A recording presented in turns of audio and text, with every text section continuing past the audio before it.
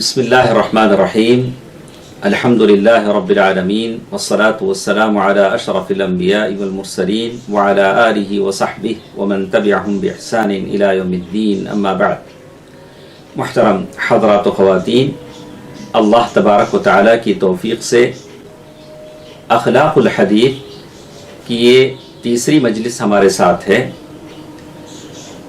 حقیقت میں اسلامی اخلاق و آداب کی بنیاد 4 باتوں پر قائم ہے۔ 4 امور ہیں، 4 باتیں ہیں، 4 بنیادیں ہیں جو اللہ کے نبی صلی اللہ علیہ وسلم کی 4 حدیثوں میں بیان کیے گئے ہیں۔ ان میں سے ہر ایک حدیث ایک بنیاد پر مقرر کی گئی ہے۔ جیسے ہم دیکھیں گے کہ حافظ ابن رجب رحمہ اللہ اپنی کتاب جامع العلوم والحکم میں محمد بن ابی زید القیروانی جو امام المالکیہ ہیں ان سے نقل کرتے ہوئے کہتے ہیں، جماع آداب الخیر وعظمتہ تتفرع من 4 احادیث۔ سارے اسلامی آداب اور اخلاق کا مجموعہ اللہ کے نبی صلی اللہ علیہ وسلم کی 4 احادیث مبارکہ ہیں۔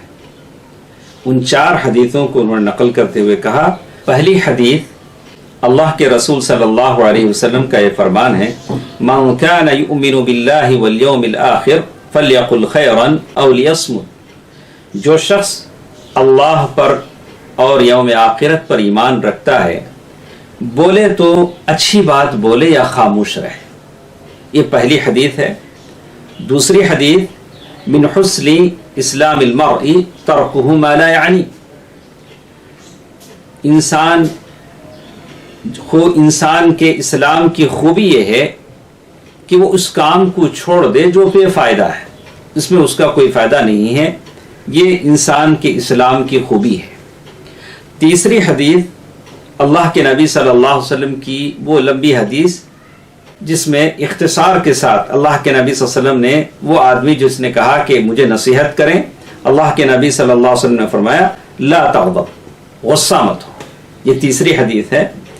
چوتھی حدیث اللہ کے نبی صلی اللہ علیہ وسلم کی یہ بات، المؤمن یحب لاخیہ ما یحب لنفسہ۔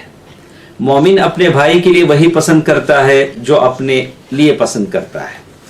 محترم حضرات و خواتین، یہ 4 حدیثیں ہیں جو 40 النووی رحمہ اللہ کی کتاب جو 40 ہیں اس میں یہ سارے اخلاق و آداب کے باب میں ان حدیثوں کو جمع کیا گیا ہے، اور یہ ساری 4 حدیثیں آداب و اخلاق کا مجموعہ ہیں۔ یہ احادیث ہمیں اس بات کا فائدہ دیتی ہیں کہ ہم ان حدیثوں کو اچھی طرح سمجھیں اور اس پر عمل کریں جو آداب اور اخلاق کا مجموعہ ہیں۔ تو سب سے پہلی چیز ان احادیث سے جو بات ہمارے سمجھ میں آتی ہے وہ یہ کہ 4 بنیادی باتوں میں سے پہلی بات بتائی گئی زبان کی حفاظت۔ آدمی زبان کی حفاظت کرے۔ اللہ کے نبی صلی اللہ علیہ وسلم نے فرمایا، من کان یؤمن باللہ والیوم الآخر فلیقل خیرا او لیصمت۔ اور جو شخص زبان کی حفاظت نہیں کرتا وہ اہل اخلاق میں سے اس کا حسن اخلاق والا ہونا، اچھے اخلاق والا ہونا مشکل ہے۔ تو پہلی چیز یہ بتائی گئی کہ آدمی زبان کی حفاظت کرے، اس لیے کہ زبان کی حفاظت بلند اخلاق پر فائز ہونے کے لیے ایک بنیادی حیثیت رکھتی ہے۔ زبان کی حفاظت سے کیا مراد ہے؟ زبان کو کنٹرول میں رکھنے سے کیا مراد ہے؟ اس سے مراد یہ ہے کہ آدمی بلا وجہ بلا ضرورت بات نہ کرے، ایسی بات کرے جس میں اس کا فائدہ ہو، دنیا اور آخرت کی بھلائی ہو۔ اللہ کے نبی صلی اللہ علیہ وسلم نے یہی بات کہی، فَلْيَقُلْ خَيْرًا أَوْ لِيَصْمُتْ۔ اللہ کے نبی صلی اللہ علیہ وسلم کا فرمان ہے کہ کہے تو اچھی بات کہے یا تو خاموش رہے۔ اللہ کے نبی صلی اللہ علیہ وسلم کی یہ بات اس بات کی طرف توجہ دلاتی ہے کہ بولنے سے پہلے آدمی سوچے کہ کیا بول رہا ہے، آدمی کیا بول رہا ہے، اس لیے کہ بات جب زبان سے نکلنے سے پہلے تک بولنے والے کی بس اور طاقت میں ہوتی ہے. جب تک وہ بولتا نہیں ہے بات اس کے کنٹرول میں ہے. جب بات بول دیتا ہے تو وہ بات کے کنٹرول میں چلا جاتا ہے. اس لیے بات بولنے سے پہلے آدمی سوچے کہ وہ کیا بول رہا ہے. اسی لیے کہا کہ لِأَنَّ الْكَلِمَةَ قبل ان تخرج يملكه المرء واذا خرجت ملكت. آدمی جب تک بولتا نہیں ہے بات اس کے کنٹرول میں ہے. جب بول دیتا ہے تو وہ بات کے کنٹرول میں چلا جاتا ہے. اسی لیے کیا ہی اچھا ہوگا کہ آدمی بولنے سے پہلے سوچ لے کہ وہ کیا بولنے والا ہے, کیا بول رہا ہے. دوستو, عزیزو, ماں اور بہنوں, جب ہم اس بات پر غور کرتے ہیں تو جو بھی بات ہم زبان سے نکالتے ہیں اس کی 3 حالتیں ہوتی ہیں, 3 طرح کی باتیں ہوتی ہیں. یا تو ایک کہ آدمی جو کہنے جا رہا ہے بالکل اچھی بات ہو, واضح ہو کہ وہ خیر ہی کہہ رہا ہے, بھلائی ہی بول رہا ہے, اچھی بات بول رہا ہے تو بولے, کوئی حرج نہیں ہے. اچھی بات بولنا ہے تو بولے, کوئی حرج نہیں ہے. دوسری بات یہ ہے کہ وہ جو بولنے جا رہا ہے وہ بالکل غلط بات ہے, یعنی واضح ہے کہ وہ غلط ہی بول رہا ہے, تو رک جائے. غلط کیا ہو سکتا ہے؟ کسی کی غیبت ہو سکتی ہے, کسی کے بارے میں کینہ کپٹ والی باتیں ہو سکتی ہیں, کسی کی برائی ہو سکتی ہے. آدمی رک جائے, ہرگز نہ بولے اور اپنی زبان کی حفاظت کرے. اور تیسری چیز یہ ہو سکتی ہے کہ اس کے زبان پر آدمی یہ ہو سکتا ہے کہ اس کی زبان پر یہ ہو کہ آدمی سوچے کہ اس کا معاملہ مشکوک ہو کہ وہ خیر کہنے جا رہا ہے یا شر کہنے جا رہا ہے, بری بات بولنے جا رہا ہے. وہ بات جو بول رہا ہے وہ بری ہوگی یا اچھی بات ہوگی, تو بہتر ہے کہ وہ اپنے آپ کو روک لے, ہرگز نہ بولے. اس لیے کہ جب مشکوک ہے بات کہ اس کی بات غلط بھی ہو سکتی ہے, صحیح بھی ہو سکتی ہے, تو روک لے. میرے اور آپ کے پیارے نبی صلی اللہ علیہ وسلم نے یہی بات کہی, فَمَنِ اتَّقَى الشُّبُهَاتِ فَقَدِ اسْتَبْرَأَ لِدِينِهِ وَعِرْضِهِ.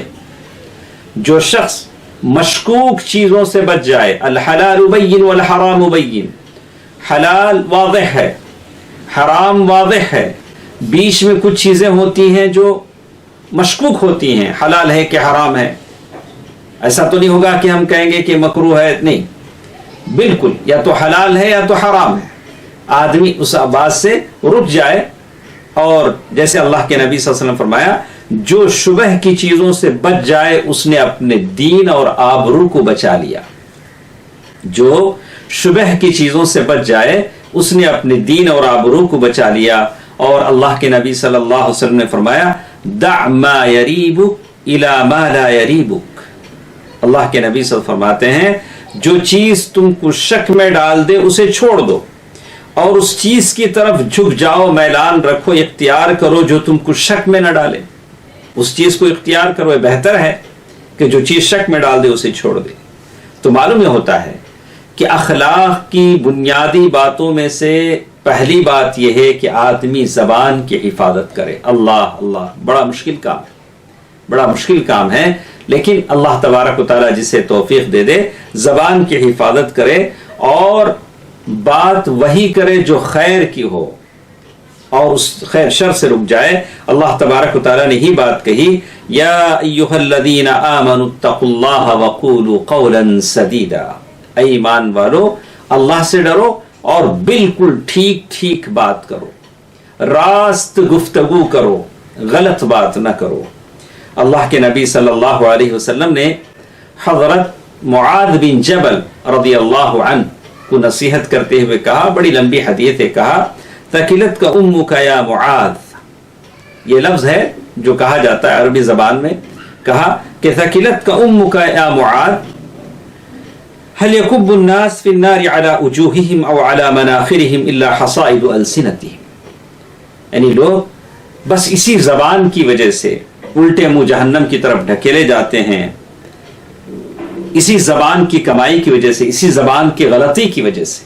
اللہ کے نبی صلی اللہ علیہ وسلم نے نصیحت کے طور پر کہا. تو ساری بات کا خلاصہ یہ سمجھ میں آتا ہے کہ اخلاق اور آداب کی بنیادی باتوں میں یہ ہے کہ آدمی زبان کی حفاظت کرے، اور جو شخص زبان کی حفاظت نہیں کرتا وہ ادب اور اخلاق والا ہونا اس کا مشکل ہے۔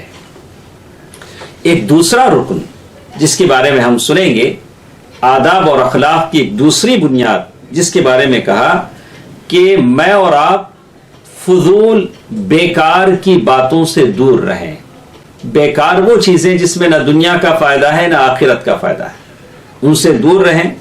اللہ کے نبی صلی اللہ علیہ وسلم نے فرمایا من حسن اسلام المرء ترکہ ما لا یعنی، ترکہ ما لا یعنی، جیسے ہم نے سنا مسلمان کے اسلام کی خوبی یہ ہے کہ مومن ان چیزوں کو چھوڑ دے جس میں اس کی بھلائی نہیں، جس میں اس کی نہ دنیا کی بھلائی ہے نہ آخرت کی بھلائی ہے۔ تو آدمی فضول باتوں سے الگ رہے، اس لیے کہ ایک فضول انسان، ویسٹ، بیکار انسان ادب والا اور اخلاق والا نہیں ہو سکتا، اس لیے کہ اس کا یہ بیکار کاموں میں دخل دینا، فضول کاموں میں دخل دینا اس کو با ادب با اخلاق مسلمان کے دائرے سے باہر کر دیتا ہے۔ یعنی ہر کام میں ہاتھ ڈالے گا، ہر بات میں منہ ڈالے گا۔ کہا کہ ایسا آدمی اخلاق اور ادب والا ہونا ذرا مشکل ہے۔ اور اسی طرح انسان جب فضول باتیں کرتا ہے تو وہ اس اخلاق کی بنیاد کو اٹھا دیتا ہے۔ لیکن ایک بات شیخ نے وضاحت کے ساتھ کہا کہ یہ باتیں، فضول باتیں کیا ہوتی ہیں، اس کو دیکھنا ہے شریعت کی نظر سے۔ اس لیے کہ شیخ نے اپنی تقریر میں، اپنے درس میں یہ کہا کہ بعض لوگ اس حدیث کو غلط جگہ بھی استعمال کرتے ہیں۔ مطلب کسی نے نیکی کا حکم دیا، برائی سے روکا، اور یہ مسلمان کا طریقہ ہے کہ وہ داعی بنے اور لوگوں کو بھلائی کا حکم دے، برائی سے روکے، تو بہت سارے لوگ اس حدیث کا حوالہ دیتے ہوئے کہتے ہیں من حسن اسلام المرء ترکہ ما لا یعنی، یعنی اس سے تمہارا کوئی مطلب نہیں ہے، آپ اس سے ہٹ جائیں، ایسی بات نہیں، یہ تو ضروری ہے۔ تو اس کا حوالہ وہاں نہیں دیا جا سکتا۔ تو معلوم یہ ہوتا ہے کہ آدمی نرمی کے ساتھ، حکمت کے ساتھ دعوت کا کام کرے۔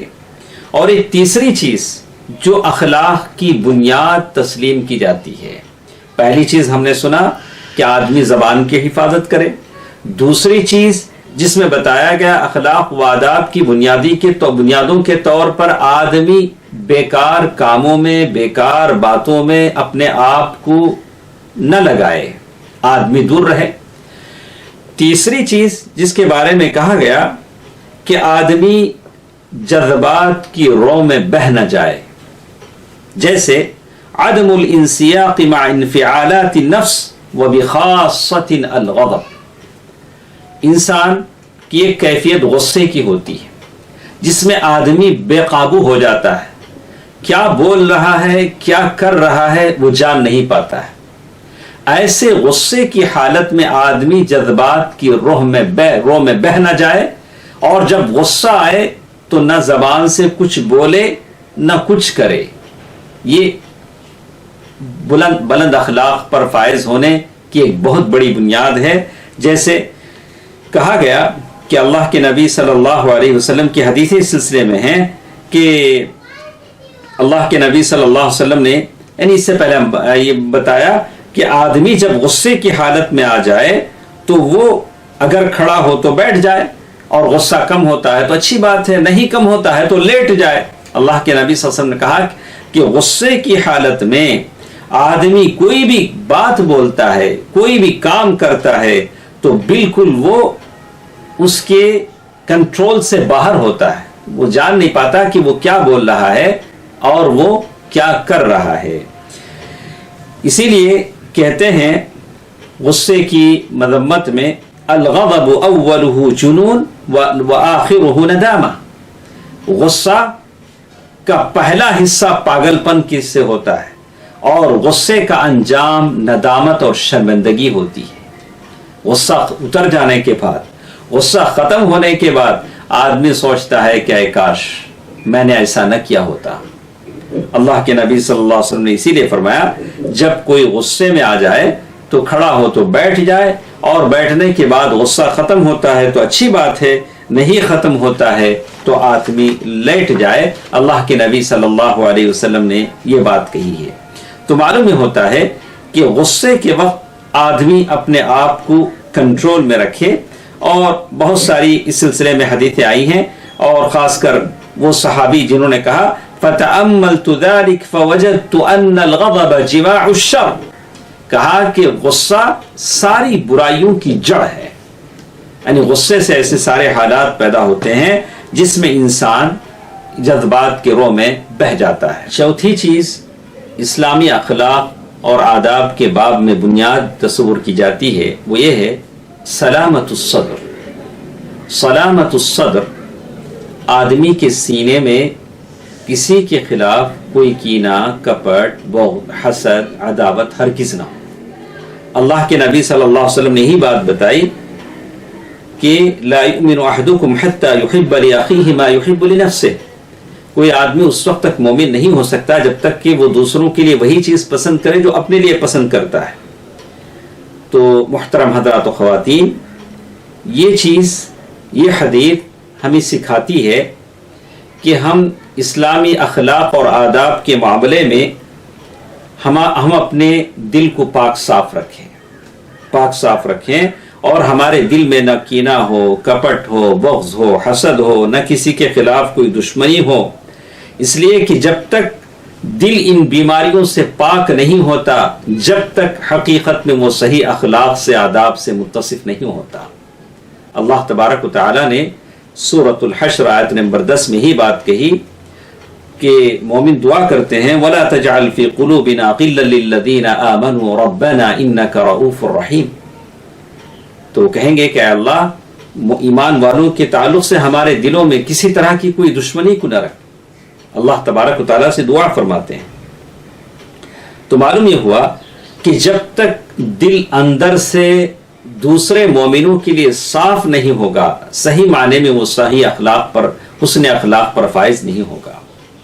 اور اگر اندر سے دل کے اندر فساد ہے تو اس فساد کا اثر ظاہر پر بھی پڑتا ہے، اس کا عکس اس کے ظاہر پر پڑتا ہے۔ اسی لیے اللہ کے نبی صلی اللہ علیہ وسلم نے کہا الا وان فی الجسد مضغہ اذا صلحت صلح الجسد کلہ فاذا صلح، یعنی اللہ کے نبی صاحب نے فرمایا کہ جسم میں ایک ہلکا سا ٹکڑا ہے، گوشت کا لوتھڑا ہے، ٹکڑا ہے، اگر وہ صحیح ہے تو آدمی کا سارا جسم صحیح ہے۔ الا وہی القلب، وہ دل ہوتا ہے، اور قلب کو قلب اسی لیے کہا گیا من کثرت تقلبہ، دل بہت زیادہ الٹ پلٹ ہوتا ہے، تو اسی لیے اس کی اصلاح کی بات کہی گئی کہ وہ بالکل پاک و صاف ہو۔ اور جب دل پاک و صاف ہو جاتا ہے، اس کی طبیعت اچھی ہو جاتی ہے اندر سے، تو اس کا عکس باہر بھی پڑتا ہے، اور پھر اللہ تبارک و تعالیٰ کی توفیق سے انسان کے اندر اچھے اخلاق آ جاتے ہیں، اور وہ اچھے اخلاق کا پیکر بن جاتا ہے، اور اچھے اخلاق اس کی زینت بن جاتے ہیں۔ پھر ہم بات کرتے ہیں اسلامی آداب کی۔ یہ تو تھی باتیں حسن خلق کی۔ اسلامی آداب، اس کا شریعت میں بڑا مقام ہے، اور انسان جب اسلامی آداب سے آراستہ ہو جاتا ہے اور اسلامی اخلاق سے آراستہ ہو جاتا ہے، اللہ تبارک و تعالیٰ کی توفیق سے اسے اپنی زندگی میں اپناتا ہے، تو دنیا اور آخرت کی بڑی بڑی نعمتیں اسے ملتی ہیں۔ وہ اسلامی اخلاق کا پیکر بن چکا، اسلامی آداب کا پیکر بن چکا، تو اب وہ اللہ تبارک و تعالیٰ بلند اخلاق، وہ دنیا اور آخرت کی نعمتوں سے اسے مالا مال فرماتے ہیں۔ دوستو، عزیزو، ماں اور بہنوں، آج ہم کتنے ضرورت مند ہیں، کتنے محتاج ہیں کہ جتنے مومن اور مسلمان دنیا میں موجود ہیں، اگر یہ حسن اخلاق والے ہو جائیں اور یہ اچھے آداب اپنانے لگیں، تو پھر ہمارے دین کے پھیلانے کا ایک بہت بڑا ذریعہ ہو جائے گا۔ حسن اخلاق سے دعوت کا کام ہوتا ہے، دین پھیلتا ہے۔ لیکن بات وہی رہ جاتی ہے کہ ان تمام کاموں کے لیے ضروری ہے تصحیح النیہ، آدمی کی نیت اچھی ہونی چاہیے.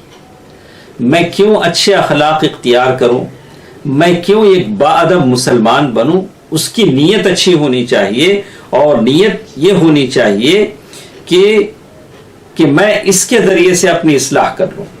اس لیے کہ جب نیت اچھی ہو جاتی ہے تو اس کے عمل میں برکت آ جاتی ہے.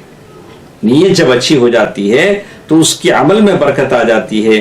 آدمی اسلامی اخلاق سیکھتا ہے, آداب سیکھتا ہے, اور اس لیے سیکھتا ہے کہ سب سے پہلے جہالت سے اپنے آپ کو دور کرنے کے لیے کہ ان باتوں سے میں ناواقف نہ رہوں کہ اسلامی اخلاق کیا ہے, آداب کیا ہے, اس کو میں جانوں. یہ پہلی چیز ہے. اس کی نیت میں پہلے یہ ہونا چاہیے کہ میں ان باتوں سے جاہل نہ رہوں. یہ علم کے خزانے ہیں, اخلاق کی باتیں ہیں, آداب کی باتیں ہیں, اسے مجھے جاننا ہے. پھر وہ ان چیزوں کو جاننے کے لیے کوشش کرے. ایسے نہیں ہوگا کہ آدمی بنا کوشش کے حاصل کرنا چاہے, وہ کوشش کرے. جیسے اللہ تبارک و تعالیٰ نے پھر کہا, اور جب ان چیزوں کے حصول کے لیے کوشش کرتا ہے تو اسے لوگوں کے درمیان میں بھی پھیلائے.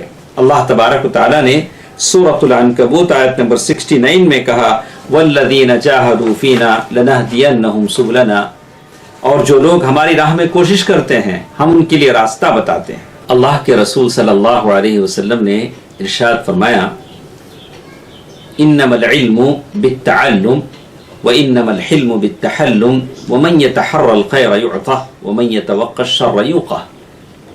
علم سیکھنے سے آتا ہے.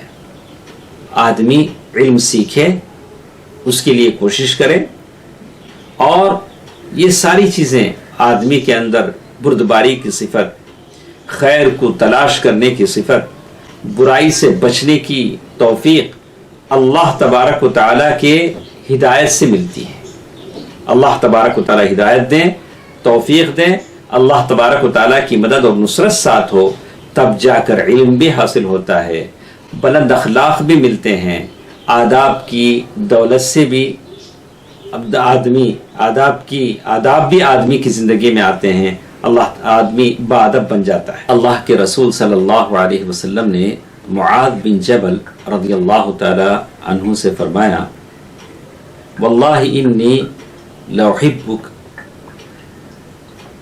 قسم خدا کہ میں تم سے محبت کرتا ہوں.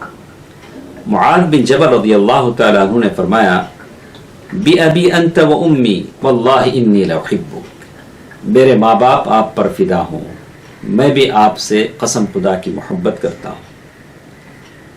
اللہ کے نبی صلی اللہ علیہ وسلم نے پھر ارشاد فرمایا, میں تمہیں تاکید کرتا ہوں, وصیت کرتا ہوں کہ ہر نماز کے بعد تم یہ دعا کرنا نہ بھولو. اللہ کے نبی صلی اللہ علیہ وسلم نے پھر دعا سکھلائی, اللہم اعنی علی ذکرک و شکرک و حسن عبادتک. تو ہر کام کے لیے اللہ تبارک و تعالیٰ کی معاونت, ہدایت اور اللہ تبارک و تعالیٰ کی نصرت بہت بڑی چیز ہے. اللہ کے رسول صلی اللہ علیہ وسلم نے اور ایک حدیث میں جو ابو ہریرہ رضی اللہ تعالیٰ عنہ سے مروی ہے, جس میں کہا, لوگوں سے کہا کہ قولوا اللہم اعنی علی ذکرک و شکرک و حسن عبادتک. اللہ کے نبی صلی اللہ علیہ وسلم نے یہ دعائیں سکھلائی ہیں, گرچہ کہ فرض یہ نمازوں کے بعد کی دعائیں ہیں, لیکن آدمی ہمیشہ ان دعاؤں کو پڑھ سکتے ہیں. اللہم اعنی علی ذکرک و شکرک و حسن عبادتک. اے اللہ, تیرے ذکر کے لیے, اچھی عبادت کے لیے, تیرے شکر کے لیے میری مدد فرما, میری نصرت فرما. تو اس کے لیے آپ یہ دعا کریں کہ اللہ تبارک و تعالیٰ کی مدد اور نصرت آپ کو حاصل رہے. آخر میں 5 باتیں ہیں جو شیخ نے اپنے پہلے درس کے آخر میں کہی ہیں. ان 5 باتوں پر دھیان دینا, غور کرنا بہت ہی ضروری ہے. پہلی بات, آدمی نیت کی اصلاح کے لیے کوشش کرے. سفیان الثوری رحمہ اللہ نے کہا, ما عالجت شيئا اشد علی من نیتی انها تقلب علی. یعنی میرے لیے سب سے مشکل کام نیت کی اصلاح, نیت کو اچھا بنانے کا رہا. اس لیے کہ یہ ایک دروازہ بند ہوتا ہے تو دوسرے دروازے سے امنگیں اور آرزویں داخل ہو جاتی ہیں. تو بعض لوگوں نے کہا کہ مجھے کئی سال لگ گئے اپنے نفس کی اصلاح کرنے میں. تو اس معاملے میں سب سے پہلی چیز ہے آدمی نفس کی اصلاح کی طرف توجہ دے. دوسری چیز، اچھے اخلاق سیکھنے کے لیے، آداب اپنانے کے لیے، آداب کو جاننے کے لیے آدمی کتابیں پڑھے، تصنیفات کا مطالعہ کرے اور علماء کے محاضرات کو سنے تاکہ وہ اچھے اخلاق کیا ہے جان سکے. تیسری چیز، آدمی جب جان چکا کہ اچھے اخلاق کیا ہیں، اچھے آداب کیا ہیں، تو اسے اپنانے کی کوشش کرے. اس لیے کہ آدمی جو علم سیکھتا ہے وہ عمل کرنے کے لیے سیکھتا ہے. اگر عمل نہ ہو تو اس کا علم سیکھنا بیکار ہے. تو یہ تیسری چیز ہے، مجاہدتها على تطبیق هذه الآداب والتحلی بهذه الاخلاق. آدمی ان اخلاق کو اپنانے کی کوشش کرے جس اخلاق کو اس نے سیکھا ہے، اس کے سیکھنے میں محنت کی ہے. اللہ کے نبی صلی اللہ علیہ وسلم نے یہی بات کہی. مجاہد کون ہے؟ تو کہا من جاہد نفسہ فی طاعت اللہ. اللہ تبارک و تعالیٰ کی اطاعت میں، بندگی میں جو لگائے اور اس کے لیے محنت کرے وہ مجاہد ہے. اللہ کے نبی صلی اللہ علیہ وسلم نے یہ بات کہی. چوتھی بات جو اس سلسلے میں بتائی گئی، آدمی اب اس اچھے اخلاق کو سیکھنے کے لیے محنت کیا، آداب کو سیکھنے کے لیے محنت کیا. جب سیکھ چکا تو اس نے اس پر عمل کیا، اس کے خیرات اور برکات اس نے حاصل کیے. تو اب اس کے دل میں یہ امنگ ہو، یہ تڑپ ہو کہ اسے میں دوسروں کو بھی بتلاؤں، دوسروں کو سکھاؤں. اس کے لیے وہ کوشش کرے، محنت کرے کہ جو توفیق اللہ نے مجھے دی، جن اچھے اخلاق کو میں نے جانا، اللہ کے نبی صلی اللہ علیہ وسلم کی تعلیمات کو میں نے سیکھا، وہ دوسروں تک پہنچائے. تو آدمی وہ دوسروں تک پہنچانے کی کوشش کرے. جیسے اللہ تبارک و تعالیٰ نے سورۃ فصلت آیت نمبر 30 پر 3 میں کہا، وَمَنْ أَحْسَنُ قَوْلًا مِّمَّنْ دَعَا إِلَى اللَّهِ وَعَمِلَ صَالِحًا وَقَالَ إِنَّنِي مِنَ الْمُسْلِمِينَ. اس سے بہتر بات کس کی ہو سکتی ہے جو لوگوں کو اللہ تبارک و تعالیٰ کی طرف بلائے اور اچھا عمل کرے اور کہے کہ میں مسلمان ہوں. پانچویں چیز، ان تمام کاموں کے لیے وہ اللہ تبارک و تعالیٰ کی مدد اور نصرت طلب کرے. اس لیے کہ اللہ تبارک و تعالیٰ کی مدد اور نصرت کے بغیر وہ آگے نہیں بڑھ سکتا ہے. نہ میرا کوئی کام ہو سکتا ہے، نہ آپ کا کوئی کام ہو سکتا ہے. مَنِ اسْتَعَانَ بِاللَّهِ أَعَانَهُ. جو اللہ تبارک و تعالیٰ سے مدد چاہتا ہے اللہ اس کی مدد کرتے ہیں. وَمَن تَوَكَّلَ عَلَيْهِ كَفَى. اور جو اللہ پر بھروسہ کرتا ہے اللہ اس کے لیے کافی ہو جاتے ہیں. اور یہ ساری باتیں اللہ کے نبی صلی اللہ علیہ وسلم کی اس بات میں جمع ہیں، احرص علی ما ينفعک. جو بھی چیز تم کو دنیا اور آخرت کی حیثیت سے نفع دے سکتی ہے اس کو پانے کی کوشش کرو، دوڑو اس کے لیے، اس کو پانے کی کوشش کرو، اس لیے کہ یہ چیز تم کو نفع دیتی ہے. واستعن باللہ. اور اللہ سے مدد چاہو. ولا تعجز. اور عاجز ہو کے بیٹھ نہ جاؤ. صحیح مسلم کی روایت ہے. تو انشاءاللہ جیسے شیخ محترم نے بھی اپنے درس کے آخر میں کہا، اللہ تبارک و تعالیٰ کی توفیق سے یہ سلسلہ چلتا رہے گا. اور میری یہ 3 مجلسیں شیخ کی پہلی مجلس پر منحصر تھی، اس لیے کہ عربی سے جب اردو میں بات آتی ہے تو بات لمبی ہو جاتی ہے. تو انشاءاللہ اگلی مجلس میں شیخ کی دوسری مجلس کی جو باتیں ہیں وہ ہم سنیں گے انشاءاللہ. اللہ تبارک و تعالیٰ کی توفیق سے جیسے شیخ محترم نے وعدہ کیا ہے کہ امام بخاری رحمہ اللہ نے ادب المفرد میں جو حدیثیں بیان کی ہیں وہ حدیثیں شیخ کے درس میں شامل رہیں گی. اور انشاءاللہ ہماری کوشش ہوگی کہ اللہ تبارک و تعالیٰ نے جو قوت، جو صلاحیت ہمیں دی ہے اس کے حساب سے ہم اس چیز کو ادا کرنے کی کوشش کریں گے.